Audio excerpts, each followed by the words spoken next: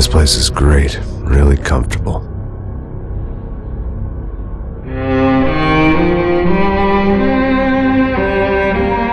I'm just gonna get settled in. Time to move on, get on with my life. Yes, absolutely.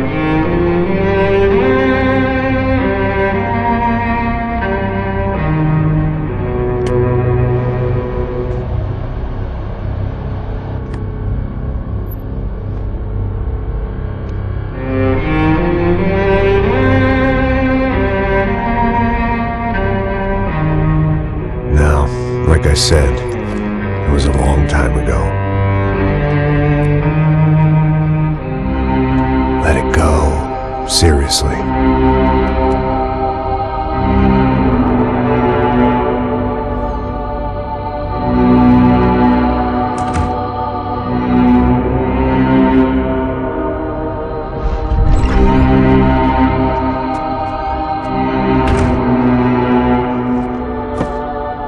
Definitely more my style than Panama, or Hoboken, I guess.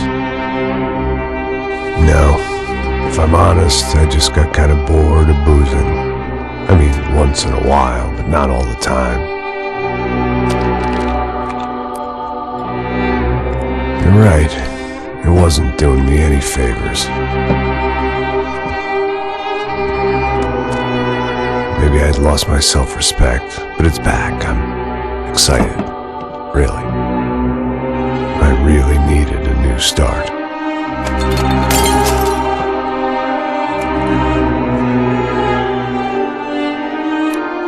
I think you're right. I think I am gonna like it here. It's certainly ain't New Jersey.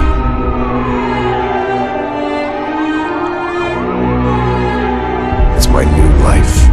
Just like you said.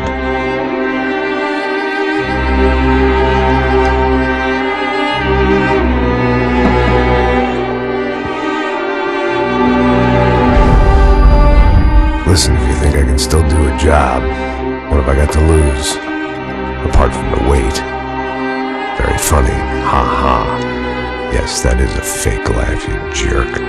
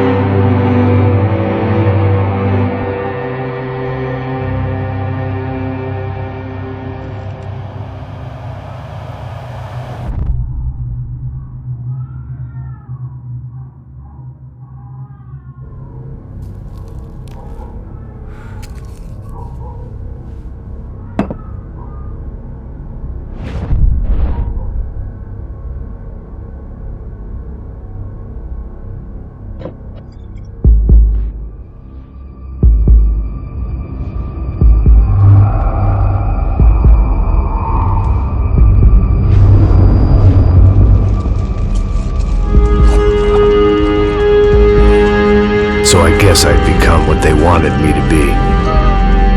A killer. Some rent-a-clown with a gun who puts holes in other bad guys. Well, that's what they had paid for, so in the end, that's what they got. Say what you want about Americans, but we understand capitalism. You buy yourself a product and you get what you pay for. And these chumps had paid for some angry gringo without the sensibilities to know right from wrong. Here I was, about to execute this poor bastard like some dime store angel of death. And I realized they were correct. I wouldn't know right from wrong if one of them was helping the poor and the other was banging my sister.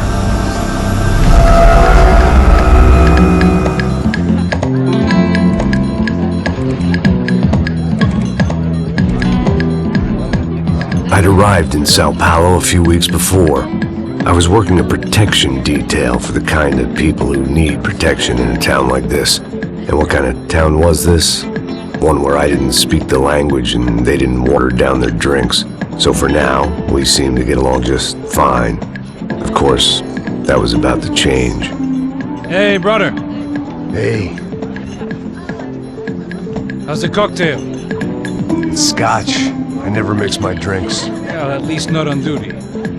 Something like that. Man, that favela is big. Yep.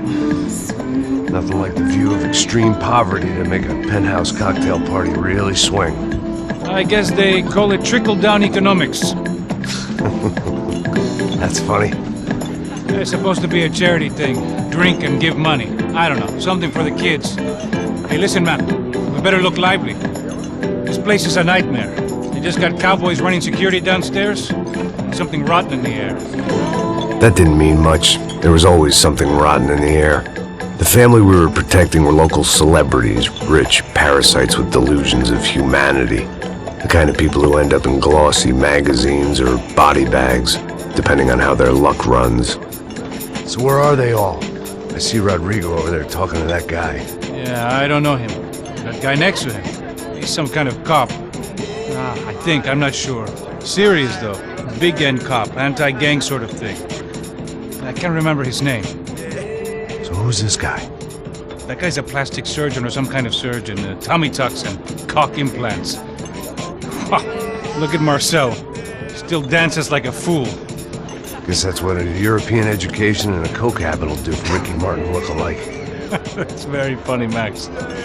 Oh, excuse me.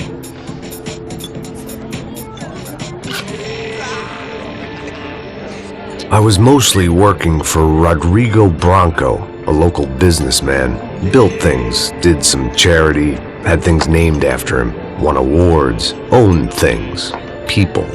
One of the trophies he had won was his wife, Fabiana. She was hot and wanted to be dangerous. Some good genes trying to fight their way out of a cesspit. She'd married well and was now at leisure to regret her good fortune. They got along as well as any rich workaholic and his younger airhead wife tend to get along. They mostly ignored each other. She spent a lot of time with his cokehead younger brother, Marcello. He was a good-time guy if your idea of a good time was an expensive suit, a bottle of champagne, and nothing between the ears. The middle brother, Victor, had just walked in. He was a local politician. Guy was smoother than an oil slick on an iceberg and about as toxic. The rest of the crowd, I didn't know, but I could imagine the types. People who know if they drink enough, they won't have to feel guilty about their good fortune. Suddenly, things turned real ugly. Felt like our hangovers arrived right on cue.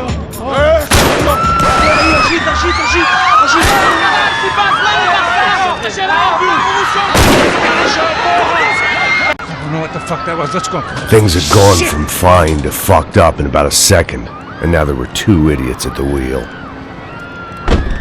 Clear. Got this floor? Sure. Look after yourself, bro. Stay safe. It wasn't my own safety I was concerned about, trophy wife or not. I'd said I would protect the girl.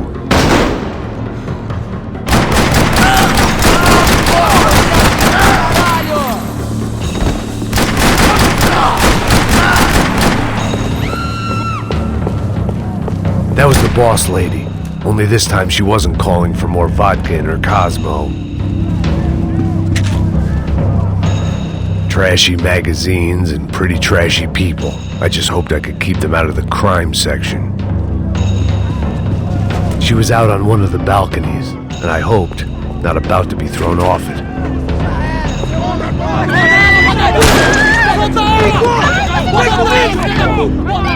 Don't be stupid! Don't be stupid! Let her go! Let her go! Come on! It might have been stupidity, drunkenness, or maybe both. But before I knew it, I was back taking insane risks, trying to save fallen women.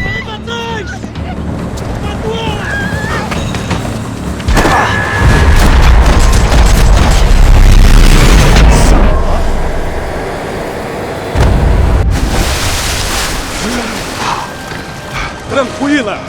Tranquila! Nós cuidamos disso. Nice work. Hey, you need a hand? No, you? Where the hell's Rodrigo? I don't know, man.